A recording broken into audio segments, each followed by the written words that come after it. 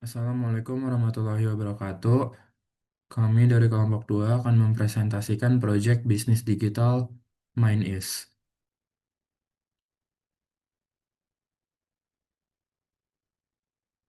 Kemudian untuk anggota kelompok, pertama dari saya sendiri Muhammad Ridho Asfakarani. Kemudian teman-teman saya ada Muhammad Hadi, Venza Oktaviano, dan Hafiz Ervanda.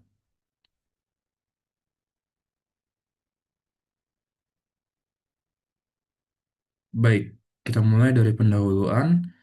MindIs adalah sebuah bisnis digital yang berfokus pada penyediaan layanan kesehatan mental melalui aplikasi berbasis teknologi.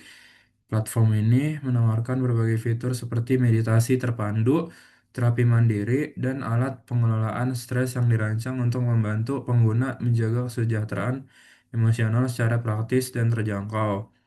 Di tengah meningkatnya kesadaran akan pentingnya kesehatan mental, Manis hadir sebagai solusi inovatif yang mudah diakses oleh siapa saja, kapan saja, serta memiliki potensi bisnis yang menjanjikan melalui model langganan dan kerjasama bisnis. Kerjasama strategis.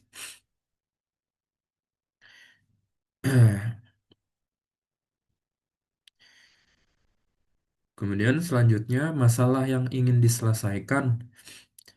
Masalah kesehatan mental seperti depresi dan kecemasan terus meningkat secara global dan menjadi isu kesehatan masyarakat yang serius, termasuk di Indonesia di sekitar 6,1% penduduk usia di atas 15 tahun mengalami gangguan psikologis. Namun lebih dari 80% diantaranya tidak mendapatkan layanan yang memadai. Hal ini disebabkan oleh berbagai hambatan seperti keterbatasan jumlah tenaga profesional, distribusi layanan yang tidak merata, biaya yang tinggi, serta stigma sosial yang masih kuat.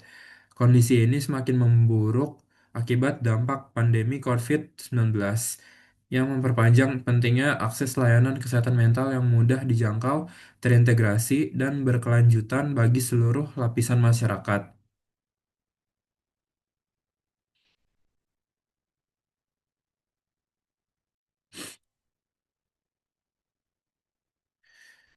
Baik, setelah kita memahami skala permasalahan kesehatan mental yang ada, kini kami akan memaparkan solusi konkret yang kami tawarkan melalui MindIs. Seperti yang tertera, MindIs adalah sebuah platform digital kesehatan mental yang secara spesifik dirancang untuk memberikan terapi awal dan dukungan emosional berbasis AI. Ini langkah pertama yang mudah diakses bagi siapa saja yang merasa membutuhkan bantuan. Untuk mewujudkan hal tersebut, kami telah merancang beberapa fitur utama. Pertama, chatbot AI. Untuk konseling awal, ini adalah garda terdepan kami, tempat pengguna bisa bercerita kapan saja tanpa takut dihakimi. Kedua, jika dibutuhkan penanganan lebih lanjut, pengguna dapat dengan mudah mengatur jadwal konsultasi dengan psikolog profesional yang telah kami verifikasi. Ketiga, untuk membantu pengguna mengenali pola emosinya, kami menyediakan mood tracker dan jurnal reflektif pribadi. Dan terakhir, kami juga melengkapinya dengan konten meditasi terpandu untuk membantu manajemen stres sehari-hari. Lalu apa keunggulan dari solusi kami? Pertama, interaksi yang sepenuhnya anonim dan aman. Privasi adalah prioritas utama kami. Kedua, layanan kami tersedia 24/7. Dukungan kesehatan mental harus bisa diakses kapanpun dibutuhkan, tidak terbatas jam kerja. Dan yang terpenting, MindIs mampu memberikan rekomendasi personal secara real time, sehingga setiap pengguna mendapatkan pengalaman yang sesuai dengan kebutuhannya. Dengan kombinasi fitur dan keunggulan ini, MindIs hadir sebagai solusi yang komprehensif dan mudah dijangkau.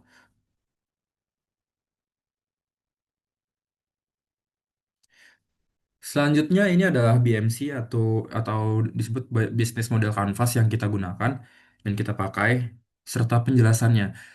Dimulai dari paling kiri, untuk key partner ini ada psikolog, psikolog dan terapis berlisensi, kemudian ada rumah sakit dan klinik kesehatan mental, kemudian ada platform di teknologi dan pengembang aplikasi, kemudian pemerintah dan organisasi kesehatan, selanjutnya influencer dan komunitas kesehatan mental, dan terakhir perusahaan dan HR department. Selanjutnya, key activities. Di sini ada pengembangan platform digital, kurasi dan kolaborasi dengan profesional kesehatan mental, kemudian pembuatan dan kurasi konten edukasi, selanjutnya pembuatan dan kurasi konten edukasi, terakhir pemasaran dan akuisisi pengguna. Selanjutnya untuk key resource, ini pertama ada sumber daya fisik, kedua sumber daya intelektual, ketiga sumber daya manusia, dan keempat sumber daya keuangan. Lanjut ke tab selanjutnya yaitu value proposition. Pertama, akses mudah ke layanan konseling kapan saja dan di mana saja. Kedua, privasi dan anonimitas terjamin bagi pengguna.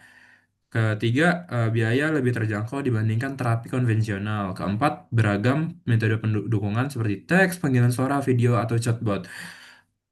Selanjutnya, panduan self-help seperti meditasi, journaling, dan edukasi kesehatan mental. Terakhir, koneksi ke tenaga profesional yang sudah terverifikasi. Selanjutnya, tab selanjutnya ada customer relationship. Pertama, on demand, ease of use, after sales, dan community gathering. Selanjutnya, tab selanjutnya ini ada channel. Di sini website resmi MainIS, kemudian aplikasi mobile iOS dan Android. Selanjutnya media sosial, ada Instagram, TikTok, Twitter, YouTube. Kemudian kolaborasi dengan komunitas kesehatan mental dan universitas. Terakhir, partner perusahaan yang menawarkan pelayanan ini ke karyawan mereka. Selanjut ke tab selanjutnya, customer segment. Di sini ada konten, language, eh, trending topic, dan geographical. Selanjutnya, tab selanjutnya ini ada cost structure. Di sini ada biaya tetap, fixed cost, biaya variabel, variable cost. Selanjutnya, biaya tambahan, optional cost. Terakhir, tab terakhir, revenue streams. Pertama, subscription model, kedua marketplace invasion, ketiga feeder model premium licensing, terakhir advertising. Sekian untuk BMC Main Is. Baik, di sini kita akan menjelaskan yaitu gimana target pasar utama kami. Pertama itu ada remaja dan juga dewasa. Dewasa di sini kita asumsikan yaitu umur dari 13 tahun sampai 29 tahun. Yaitu di sini terdapat juga rentan terhadap stres, kecemasan, dan juga depresi akibat tekanan studi, karir, dan sosial. Kedua yaitu generasi digital native, yaitu terbiasa menggunakan teknologi dan aplikasi mobile dalam kehidupan sehari-hari. Yaitu keempat, lebih nyaman berinteraksi dengan AI. Lebih dari 50% individu manusia dari umur 18 sampai 29 tahun ini merasa nyaman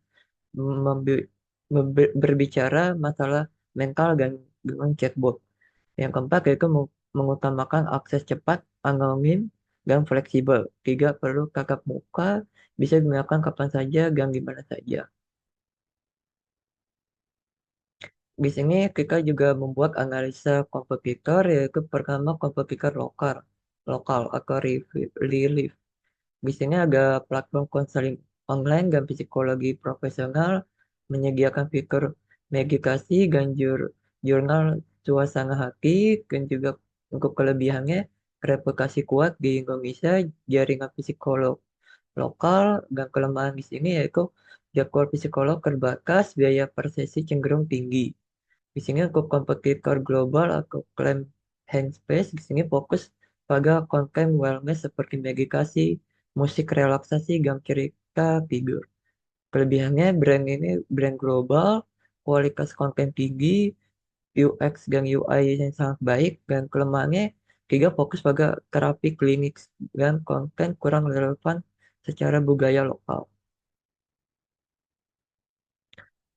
Baik, untuk di sini untuk SWOT analisnya pertama itu strength atau kekuatan. Di sini pendekatan holistik terintegrasi gabungan AI, psikologi profesional, meditasi, dan jurnal, akses 24 jam dari mana saja dan kapan saja, menjadi privasi dan anonimitas pengguna, biaya lebih rendah dibandingkan terapi konvensional.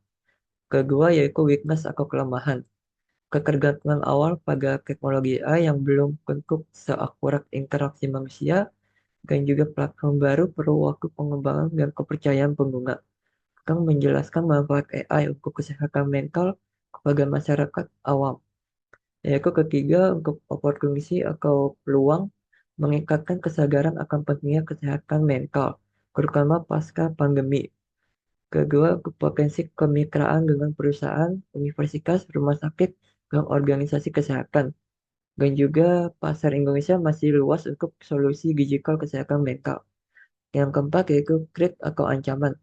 Persaingan tinggi dari aplikasi lokal seperti global dan claim handspace, perubahan regulasi dan isu keamanan data pribadi masih menjadi dampak yang signifikan. Stigma sosial masih menjadi hambatan dalam mencari bantuan mental. Di sini terdapat strategi implementasi MNS. Terdapat 6 fase pengembangan, yaitu pertama perancangan riset selama 3 minggu, yaitu kita identifikasi kebutuhan pengguna, analisis kompetitor seperti relief, claim, dan juga handspace, penentuan fitur-fitur MPV. Yang ketiga ada desain UI, UX, dan prototype selama 4 minggu, yaitu membuat wireframe dan mockup. Juga usability dan interaktivitas. Dan juga kita membangun aplikasi MVP dalam 8 minggu, yaitu fitur utama seperti chatbot AI, meditasi, jurnal, dan sesi psikolog. Selanjutnya di sini ini ada pengujian dan iterasi selama 3 minggu, yaitu tujuannya untuk memastikan kualitas aplikasi sebelum diluncurkan ke publik. Di sini ada aktivitas utama yaitu UAT, yaitu User Acceptance Testing, itu pengujian dari perspektif pengguna akhir untuk memastikan aplikasi sesuai harapan. Lalu perbaikan bug, yaitu identifikasi dan perbaikan masalah teknis atau fungsional. Lalu validasi kesiapan peluncuran, yaitu mengecek apakah aplikasi siap untuk dirilis dari segi performa, UI UX, dan stabilitasnya. Lalu di sini ada peluncuran dan pemasaran awal selama 4 minggu, yaitu untuk melakukan peluncuran resmi dan menjangkau pengguna awal. Itu di sini ada aktivitas utama itu rilis aplikasi di platform Google Play dan App Store. Lalu kampanye digital untuk meningkatkan awareness.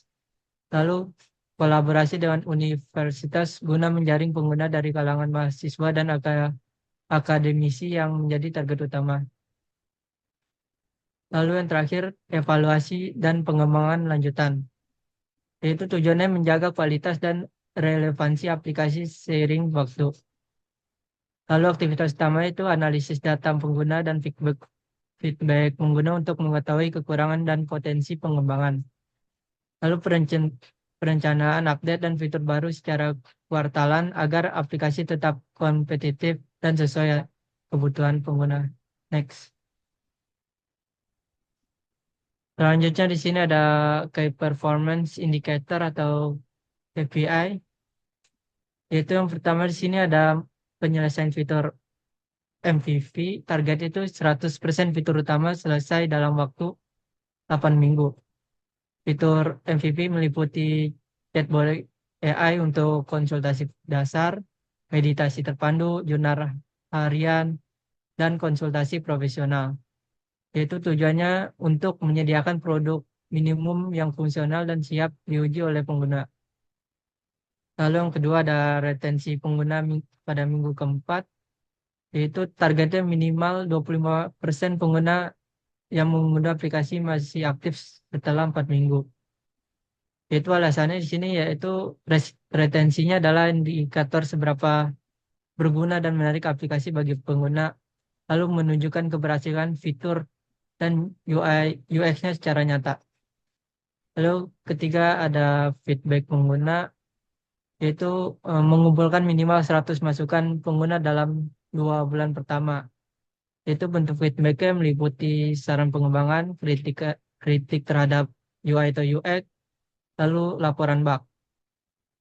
Lalu yang terakhir, di sini ada unduhan dan rating aplikasi. Itu targetnya itu lebih dari 1.000 unduhan dalam 30 hari pertama peluncuran.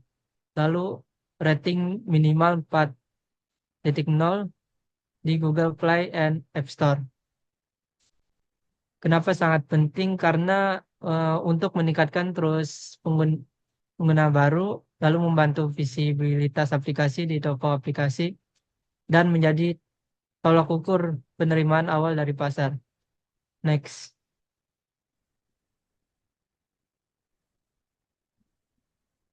Lalu di sini ada estimasi pendapatan, yaitu pada tahun pertama kita mendapat pelanggan aktif 100. Lalu di sini ada harga paket per bulannya 250. Jadi total pendapatan per bulan itu 100 dikali 250, total itu 25 juta. Lalu untuk total pendapatan per tahun itu dikali 12, jadi 25 juta dikali 12, jadi penghasilannya tahun pertama itu 300 juta. Lalu pada tahun kedua kita mendapat pelanggan aktif 250 orang dengan harga paket 250. Terus total pendapatan per bulan itu 250 dikali 250 ribu, yaitu 62.500.000. Lalu pendapatan tahunannya itu 62.500.000 dikali 12 bulan, itu jadi hasilnya 750 juta. Pada tahun ketiga kita mendapat pelanggan aktif itu 500 dengan harga paket per bulan 250.000. Lalu untuk total pendapatan per bulan itu 500 dikali 250, totalnya 125 juta. Jadi untuk pendapatan per tahun itu 125 juta kali 12 bulan, 1.500.000 rupiah. Next.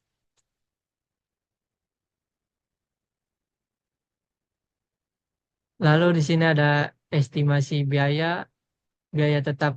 Biaya tetapnya per tahun. Jadi biaya tetap tahunan sama dengan biaya bulanan itu dikali 12 bulan. Itu di sini ada komponen gaji tim per bulan itu 15 juta. Jadi 15 juta ini dikali 12. Jadi total per tahun itu biaya untuk gaji tim 180 juta. Lalu yang kedua ada server dan tools, yaitu per bulannya 2 juta. Lalu untuk total per tahunnya itu dikali 12, jadi total 24 juta. Lalu yang terakhir lisensi dan admin, yaitu biayanya per bulan yaitu 1 juta. Lalu total per tahunnya yaitu 12 juta. Jadi totalnya di sini ada 216 juta rupiah. Next.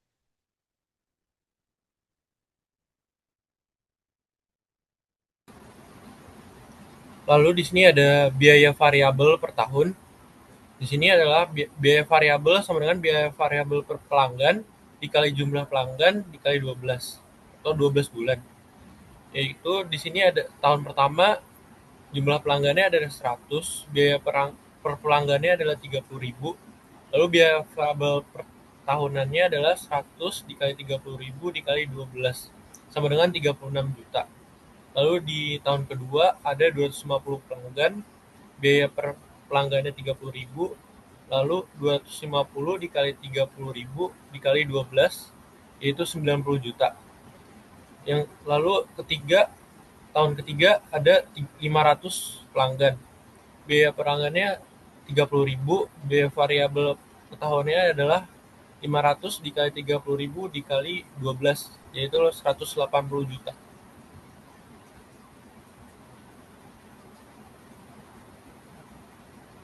Next. Lalu di sini ada proyeksi laba rugi untuk mengetahui seberapa besar keuntungan laba yang bisa diperoleh setelah dikurangi semua biaya. Di sini ada di tahun pertama pendapatan kami adalah 300 juta, biaya tetapnya adalah 216 juta, biaya variabel 36 juta. Lalu total biayanya adalah 252 juta. Lalu total biaya dikurang oleh biaya variabel yaitu 36 juta. Jadi sama dengan laba kotornya adalah 48 juta. Lalu tahun kedua pendapatan 750 juta.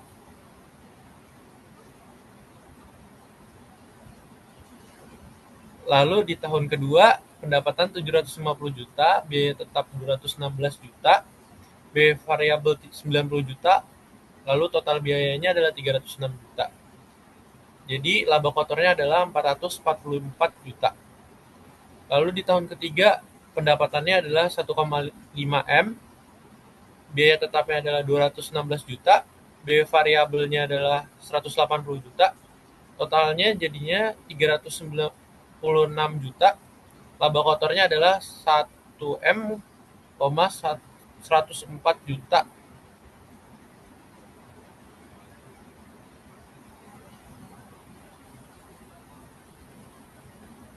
Next. Lalu di sini adalah break even point-nya yang menunjukkan kapan bisnis mulai balik modal. Dihitung berdasarkan jumlah pelanggan minimal yang dibutuhkan agar pendapatan sama dengan total biaya. Yaitu pertama adalah hitung biaya tetap tahunan, misalnya 216 juta untuk 1 tahun. Lalu hitung margin kontribusi per pelanggan, yaitu margin adalah harga dikurang biaya variabel per pelanggan, yaitu 250.000 dikurang 30.000, yaitu 220.000 per pelanggan. Lalu hitung BAP dalam unit. Jumlah pelanggan untuk menutup biaya tetap atau BAP unitnya adalah 216 juta dibagi 220.000, yaitu 983 pelanggan. Lalu hitung rata-rata pelanggan per bulan. Misalnya target tahun pertama, yang ini 100 pelanggan per bulan. Lalu hitung waktu untuk capai BAP untuk 983 pelanggan dibagi 100 pelanggan per bulan, yaitu 9,83 bulan kurang lebih. Next.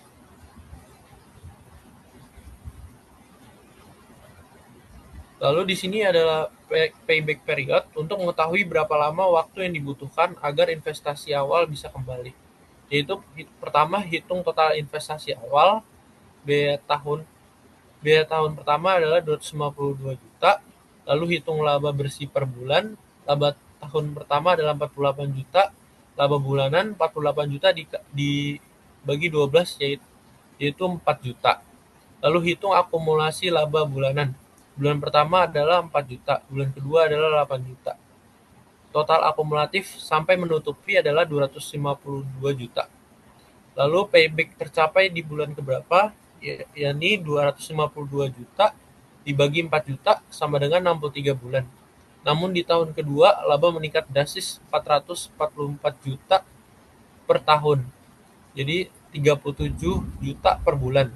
Maka dihitung ulang, tahun pertama laba akumulasi 48 juta, sisa modal 252 juta, dikurang 48 juta, sama dengan 204 juta.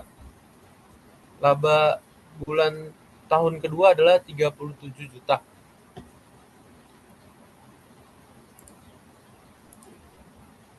Kesimpulan, Manis adalah solusi digital inovatif untuk kesehatan mental di Indonesia, khususnya bagi generasi muda. Dengan menggabungkan teknologi AI dan dukungan profesional, aplikasi ini menawarkan layanan yang mudah diakses, anonim, dan terjangkau. Manis berpotensi menjadi platform terpercaya dalam mendukung kesadaran dan perawatan kesehatan mental di era digital.